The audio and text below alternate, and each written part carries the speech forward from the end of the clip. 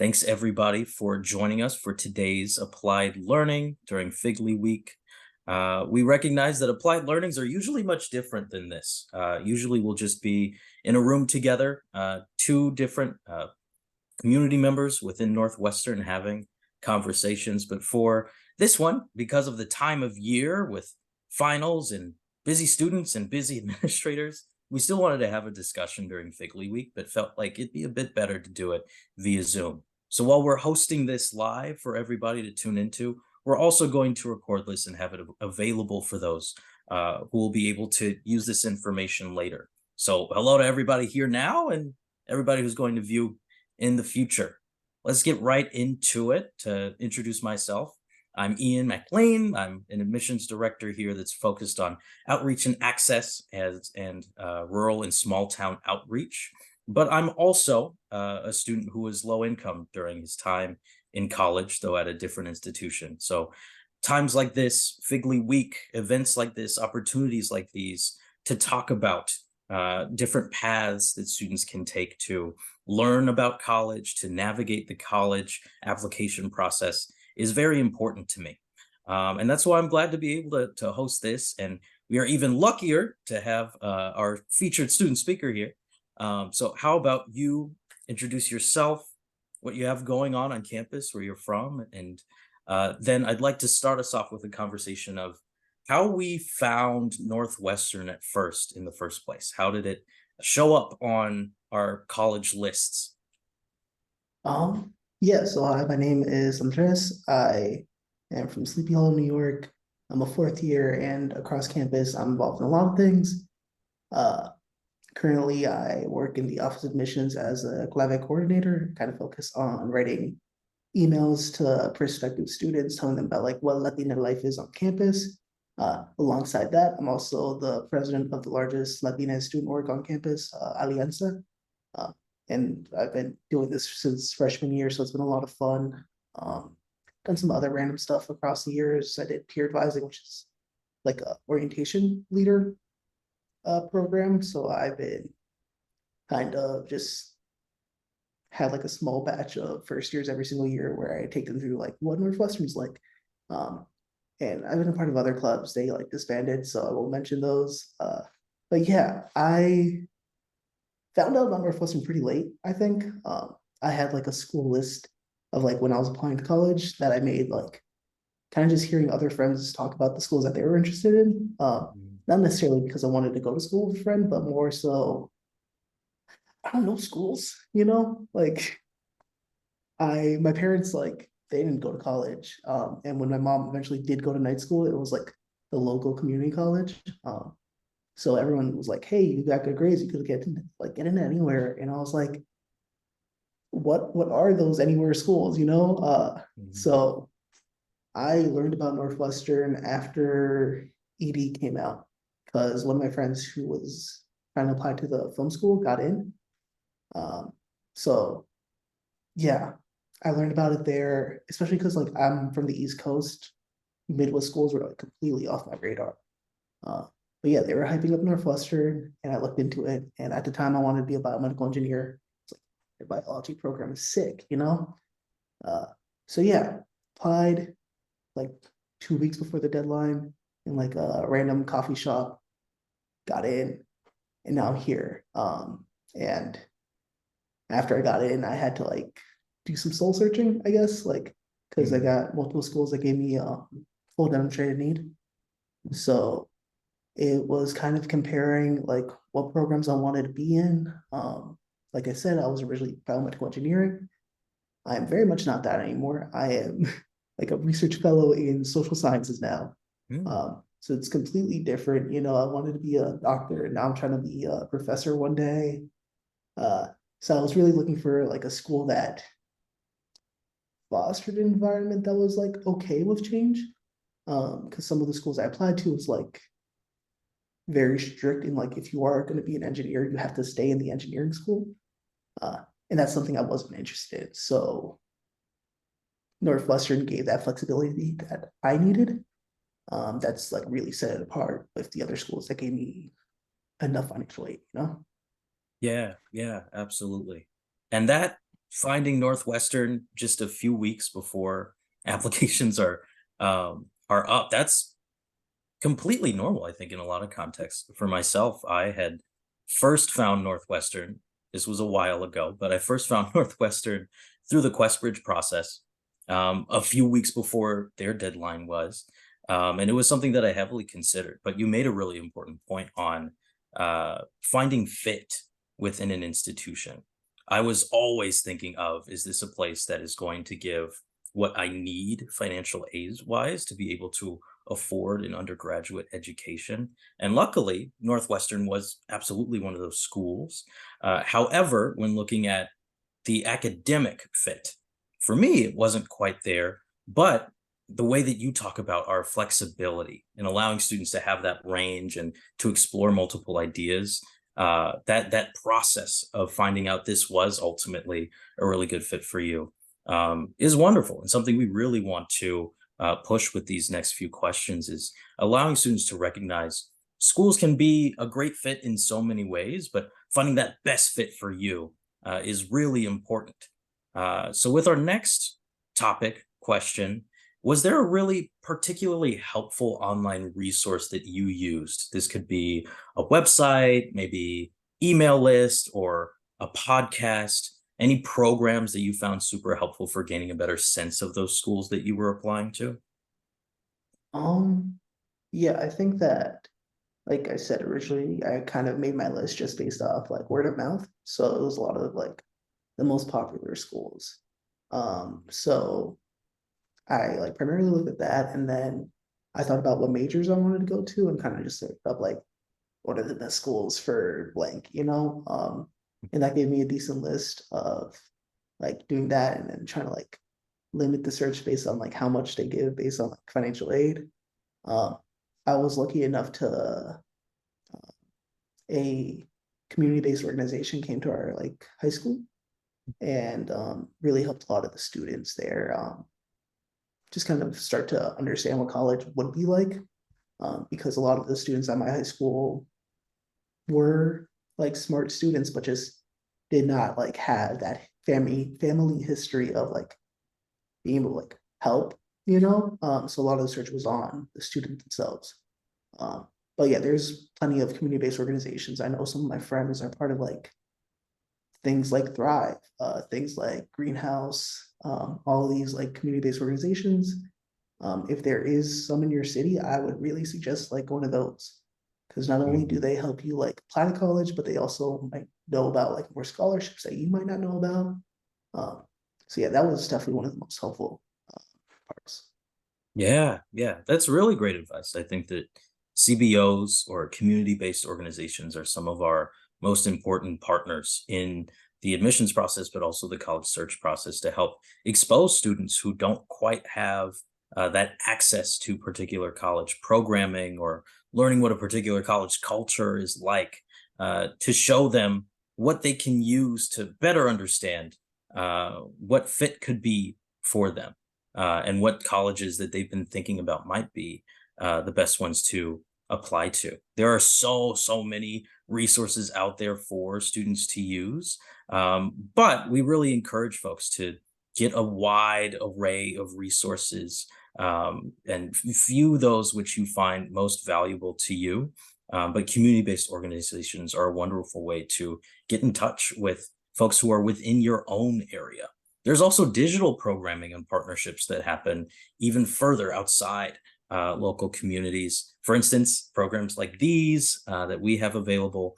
But if you want to expand further out from just institutional resources, checking out websites, different search engines for colleges, or also community-based organizations that can function digitally.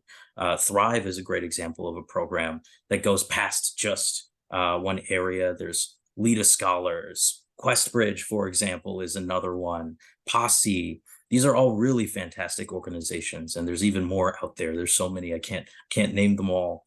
But really feel empowered to use those. Those are there to help you better understand how you could best move through this process of searching for and finding the right place for you, but then also actually moving through the application process. Which leads me to my next question, which is, What was the trickiest part of the application process for you? And do you have any tips or tricks for folks to better navigate that particular thing that was difficult?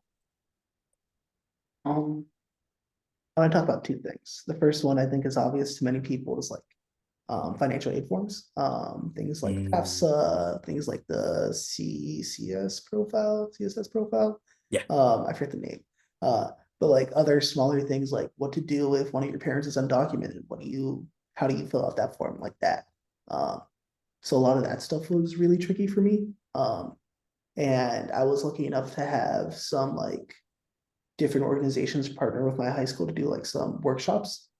So if there are any of those in your area, I'd really recommend going to those because it's hard to do by yourself. It's possible with enough like Googling and enough like, because they do have like small blurbs of how to answer certain questions and like where to find them on tax forms.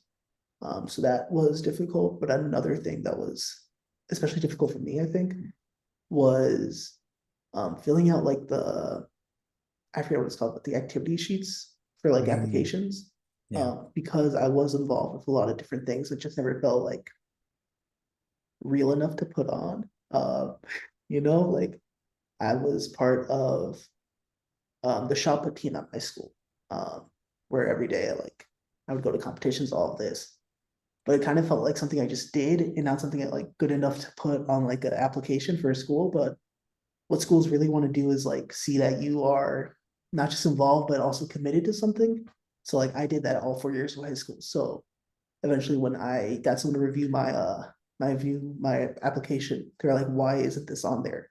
Like even if you don't think it's important, it could be. So even like the small things like, babysitting your cousins or tutoring like a friend is something that you should talk about because it's an experience that schools want to see you do.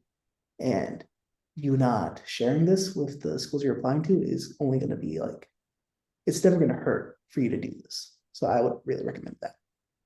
Absolutely. For those situations for financial aid, but also trickier forms to figure out where you're not quite sure what the best path is. If there's a local workshop that you can do, 100%, please go. It should not be this difficult for you. And luckily for both the FAFSA and the CSS profile, you got it right the second time.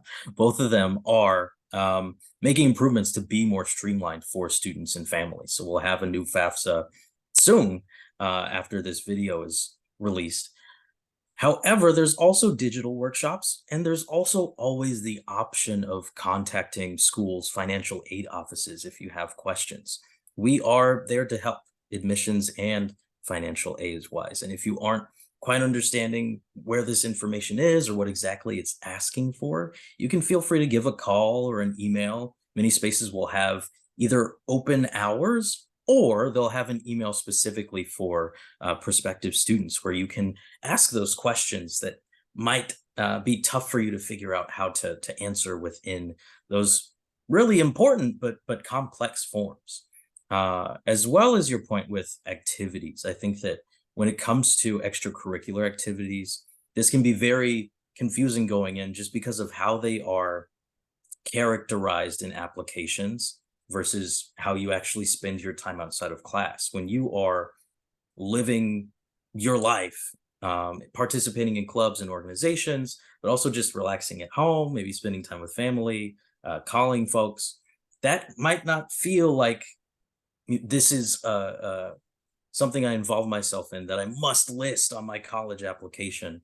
But that's really what we're looking for is better understanding what a student is using their time on outside of the classroom. So that can be clubs, extracurriculars, organizations within a community, all of those that you're spending time with. Feel free to list in your activities.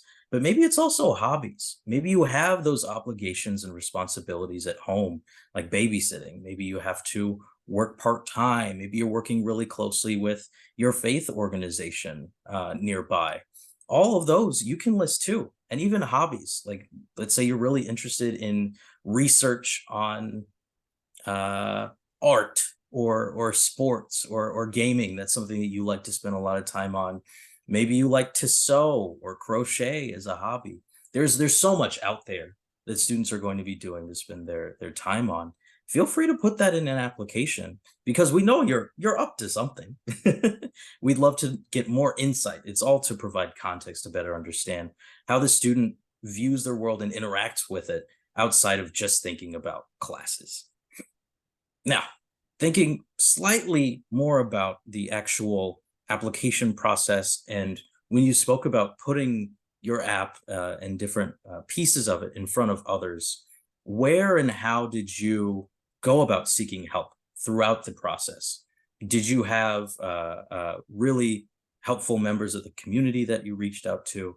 And what advice do you have for folks that are also having to navigate figuring out, like, is this it? Is this what I want to write or submit within their app?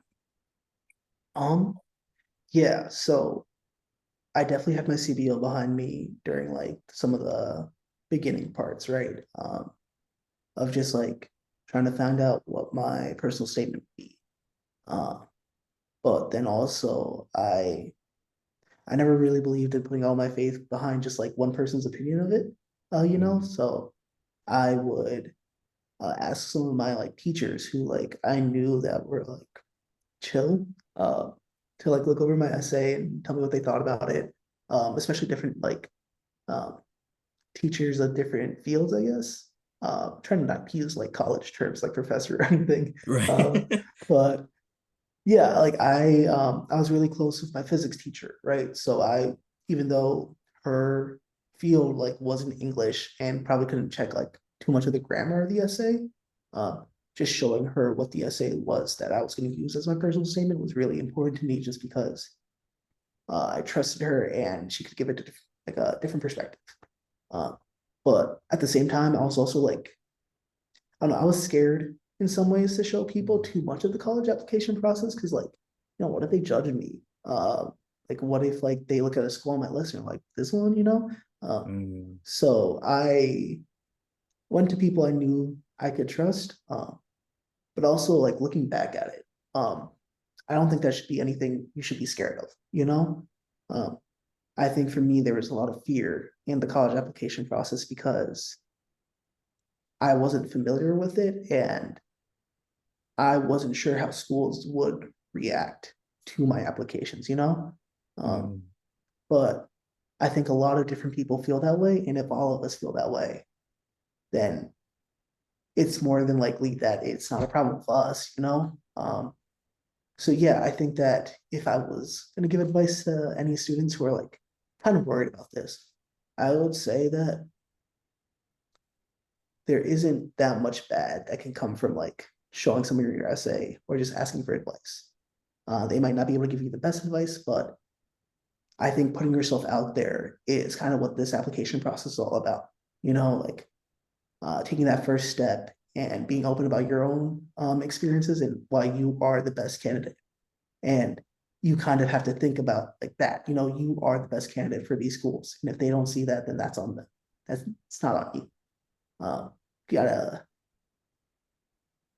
hush the voice inside your head that says you're not a fit for this school because that school would be lucky to have. absolutely. 100%. Completely agree. Not much to add. That I could feel exactly the same, and that the application process can make you feel so vulnerable, especially for those students who might be nervous about, am I a fit for this institution, for institutions that are highly regarded or they have as dream schools. There's a lot that can come up in your mind, but feel confident. When you're applying, you're saying that you're one of the best fits for this institution. And when we admit you, we agree. So we hope that this is a process that we know can be stressful, but also can be exciting and encouraging for students as they apply, imagining themselves at a place like Northwestern or wherever they're applying to on their college list. When you're reaching out to others and seeing if they have advice on maybe wording something differently or including another activity of yours on your extracurricular list, that's a good thing and that's totally fine. It's fine to reach out for help. Yes, it can feel sometimes a bit vulnerable to open up at first, but try to reach out to people that you trust that will be able to give you advice that you know is good because they know you well, and they know to a certain extent where you might want to be, what you might want to do within college and afterwards. Teachers are a great source to go to. Sometimes counselors, sometimes just friends who are also applying to college can help share ideas or just brainstorm for what you might want to write about or include, or how you might want to say things. I think what's most important is just remembering that this is your application. So maybe you'll get really good advice, but you don't quite feel like it fits what you're going for. Make sure that you still have the final say for your application, because ultimately it is your voice and your choice of college. Now, thinking also about that advice or encouragement that you received from folks within your community, is there one particular moment within that that stands out to you that you remember that was most helpful that you could share with folks? Two things, I think. Um, Mm. the first one is thinking about the idea of like turning fear into dreams, right? Because I Mm. think for a lot of us, high school, like we have to go to high school, you know? Um, like after those 4 years though, like what next is or can be very scary. Um, and anything that you do after high school is completely valid. But something someone, I think it was one of my teachers, told me is that you can either see that uncertainty as fear or a possibility to like dream bigger. Um, and dreaming big isn't something someone that me or that I didn't think someone like me would be able to do. Um, so yeah, I would say dream big in this application process. It's scary, but you can get something out of it. You can get some certain level of hope that this future is something you're building. So might as well build something that like you actually not actually want, but actually like desire. Uh, and another aspect of it is I forget what the exact quote was, but it was something along the lines of um, you can't uh, you can die for your family, but you can't live for them. Something along those lines Mm. of like um, I know a lot of people near me specifically went to schools close to home. And that's like really admirable for them to do to stay close by family. But at the same time, you don't have to. I'm going to school 800 miles away from my family. I still try to keep in touch, call them like at least once a week. And it was hard to explain to them that I was going to go to a school so far. But they ultimately understood why I needed to go and why this place was the best place for me. So yeah, I'd say just keep that in mind. Absolutely. It's really important to talk to your family to say what's really important to you and what's most important to you. I remember, again, this was a while ago, but I remember when I was applying for college, I brought up Questbridge. I told myself, okay, I'm going to rank these schools. I'm going to apply for the match. And then you have to tell your parents you're applying to college. So I told my mother about Questbridge, and she thought, this can't be real. Like, she didn't know, and I needed to update her and keep her in the loop regarding how I was going to plan to move through the college application process. And after chatting with a teacher that I had in the community who was familiar with the program, she then was more comfortable. Um, but it helped me to recognize that the college application process, it was about doing my thing, getting my stuff done, but I also had to walk through it because it is a family process too.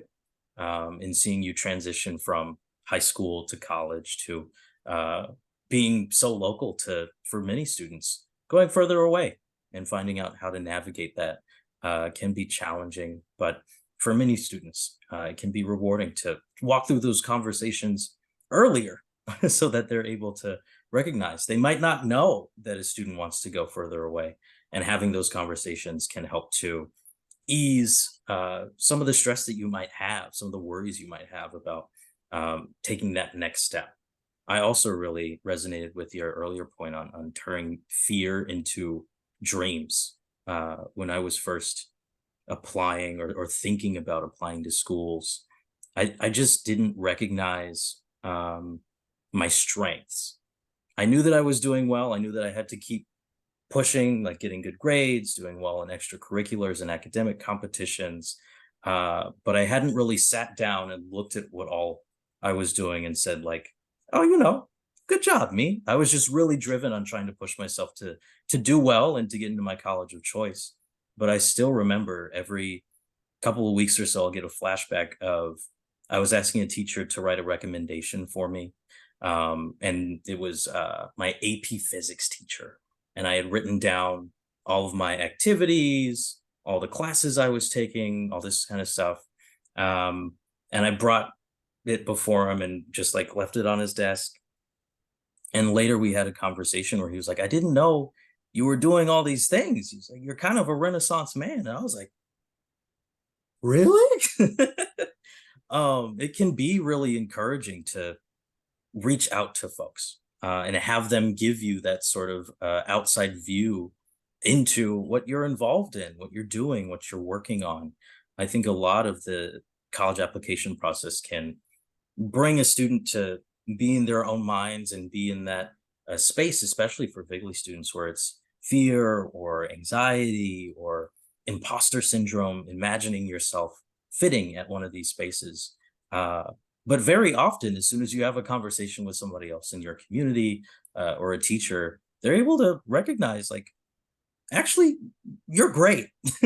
And for so many students who might feel discouraged, you are awesome. So absolutely feel free to channel that confidence and turn that fear into courage and acting on it. Allow yourself to dream in applying to different institutions. You should be absolutely 100% behind yourself. All right, we're reaching the end of our conversation, but I feel like a really important point is coming back to Northwestern and where you are now, coming from many moons ago when you were in that space of applying and thinking about the school. What really led you to ultimately say, this is the place for me? You spoke a little bit about Northwestern and its fit, but was there a moment where it flipped and you're like, I want to be here? I'm gonna get three reasons. Mm. The one I wrote down on the Why Northwestern essay, the one that I actually believed, and the one I believe now.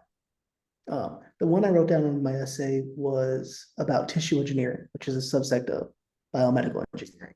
Obviously, I wanted that to be my major, so I put all of my effort into like explaining that. And I got in, so apparently it worked. But I think in reality, like at the time, I wanted Northwestern because I wasn't super confident about engineering. Everyone told me I was good at science, so I was like, yeah, let's do that. But some of my favorite classes were like my English classes in high school, like my creative writing class, all that type of stuff. So I think in reality, I knew that I wanted, yeah, that flexibility that Northwestern gave us. Um, and now 4 years later, I'm sitting here like I'm still at Northwestern, so there's a reason that I wanted to go to this school or that I've kept on going to this school. And I think that is the community I've been able to build here. Right now, I'm in the Multicultural Center, which is a place I spend a lot of time here with friends. Um, I'm part of one of the largest student groups on campus, and that's been a lot of fun, just like planning events, planning dances, just being able to see visibly the community I'm a part of and celebrate things with them. And then some of my best friends, if I wasn't here, I wouldn't have been able to meet them. Such like powerful influences on my life.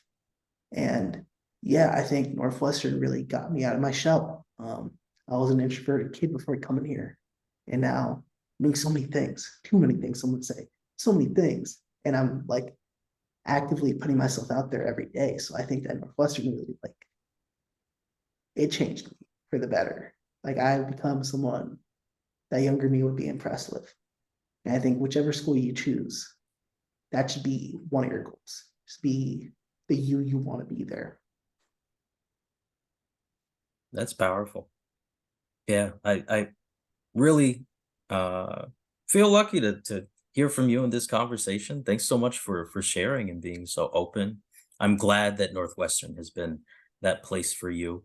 Um, and I'm wondering, before we close out, if you have any last pieces of sage advice for these students who are about to move into that. Now's about a month before our application deadline and many other college application deadlines. Do you have any advice for folks as they finish out? Um, advice: get your work done, but also have some fun with it.